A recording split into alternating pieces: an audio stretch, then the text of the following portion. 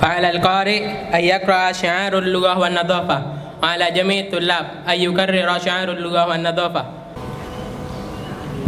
شعار اللغة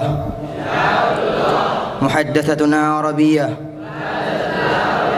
ألسنتنا عربية، آيات ربنا عربية، أحاديث نبينا عربية،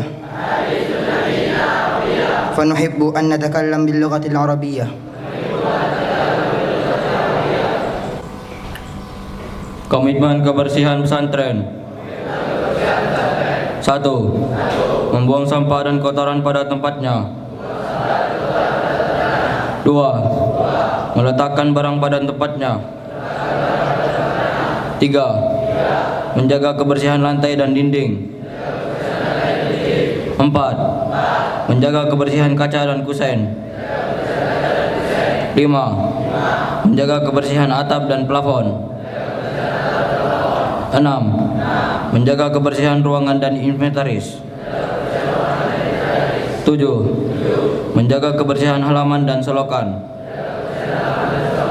8. Menjaga kebersihan air dan makanan. 9. Menjaga kebersihan diri. 10. Menegur pelanggar kebersihan. ثم لفضيلة الأستاذ فردوس الأراسي فليتفضل مشكورا ومأجورا. Bismillahirrahmanirrahim. Assalamualaikum warahmatullahi wabarakatuh. Alhamdulillahirabbil alamin, wassalatu wassalamu ala asrofil anbiya'i wal mursalin nabiyina Muhammadin wa ala alihi wa ashabihi wa man sara ala nahjihi ila yaumiddin, amma ba'du. Insyaallah Ustadz akan berikan beberapa materi atau wejangan yang berkaitan dengan al-i'tiraf bidzunub. Insyaallah kurang lebih waktunya 5-7 menit. Ini al-i'tiraf bidzunub, yakni mengakui kesalahan-kesalahan. Bukan berarti bangga dengan kesalahan-kesalahan ataupun dosa. Nabi SAW pernah bersabda, kullu ummati mu'afa illa al-mujahirina. Semua umatku itu diampuni dosa-dosanya, diampuni kesalahan-kesalahannya, illa al-mujahirin, kecuali orang-orang yang bangga terang-terangan dalam berbuat dosa dan berbuat kemaksiatan. Adapun al-i'tiraf bidzunub, yakni adalah mengakui dosa-dosa, mengakui kesalahannya dengan menyesal. Dia menyesal udah melakukan kesalahan tersebut, dia ingin bertobat dari dosa-dosa tersebut. Ada satu ayat yang sangat bagus yang menjelaskan materi kita kali ini, yaitu ayat dari surat At-Taubah ayat 101. Allah Ta'ala berfirman, a'udzubillahi minasyaitonirrajim, wa akharuna i'tarafu bidunubihim khalatu amalan shalihan wa akhara sayyi'a asallahu ayyatuba alaihim innallaha ghafurur rahim. Dan diantara golongan dari Ahlul Madinah ada orang-orang yang menyampur adukkan antara amalan-amalan yang baik dengan amalan yang buruk, dan mereka mengakui atas yakni keburukan-keburukan tersebut. Asallahu ayyatuba alaihim, semoga Allah mengampuni dosa-dosa mereka. Innallaha ghafurur rahim, sungguhnya Allah Maha Pengampun lagi Maha Penyayang. Ibnu Katsir menjelaskan ayat ini dari Ibnu Abbas radhiyallahu taala anhu. Beliau berkata, asbabun nuzul ayat ini adalah diturunkan pada salah satu seorang sahabat namanya Abi Lubabah. Beliau tertinggal dalam perang Tabuk karena suatu alasan. Kemudian dan beliau bersama para sahabat yang lain, yakni tertinggal 5, 7 atau 9 orang diriwayatkan, dan beliau mengakui atas kesalahan tersebut. Beliau nyesal Abu Lubabah karena ketertinggalan dalam perang Tabuk tersebut. Bahkan beliau mengikatkan dirinya ke tiang masjid. Beliau berjanji nggak boleh ada yang lepaskan ikatan tersebut kecuali Nabi SAW. Maka turunlah ayat ini, kemudian Allah mengampuni Abu Lubabah beserta para sahabat yang lain karena pengakuan tersebut. Ini mengakui dosa-dosa dan mengakui kesalahan-kesalahan ini maksudnya adalah mengakui agar untuk menyelesaikan masalah tersebut. Dasar dari pengakuan tersebut bukan karena pengen dipuji orang-orang, bukan,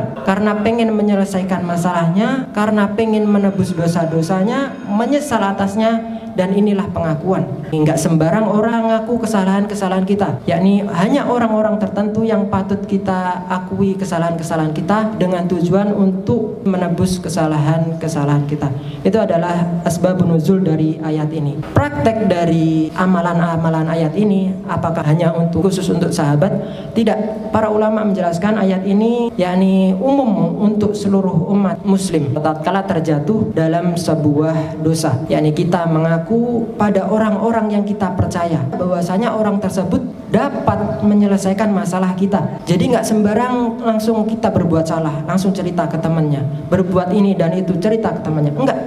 Tapi kita menceritakan, kita mengakui kesalahan-kesalahan tersebut pada orang yang kita yakini dapat menyelesaikan masalah tersebut. Contoh mungkin para asatidzah, para kiai, para dai yang antum percaya, atau orang tua yang kalian percaya dapat menyelesaikan masalah-masalah tersebut. Ini bukan berarti tatkala kita mungkin terjatuh dalam kemaksiatan seperti nyontek, merokok dan lain sebagainya, kemudian kita ngomong-ngomong ke teman-temannya. Bukan. Ini termasuk perbuatan yang buruk, perbuatan yang tidak benar, karena termasuk golongan mujahirin, yakni bangga terhadap dosa-dosa.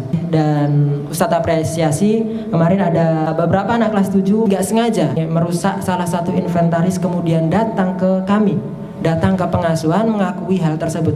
Ini salah satu bentuk pengamalan ayat ini. Bayangin kalau kita semuanya ngamalkan ayat-ayat ini, nggak bakalan kita temukan ember-ember yang rusak, gayung-gayung yang rusak, yakni anak tersebut bakalan datang, Ustadz, aneh udah merusakkan ember.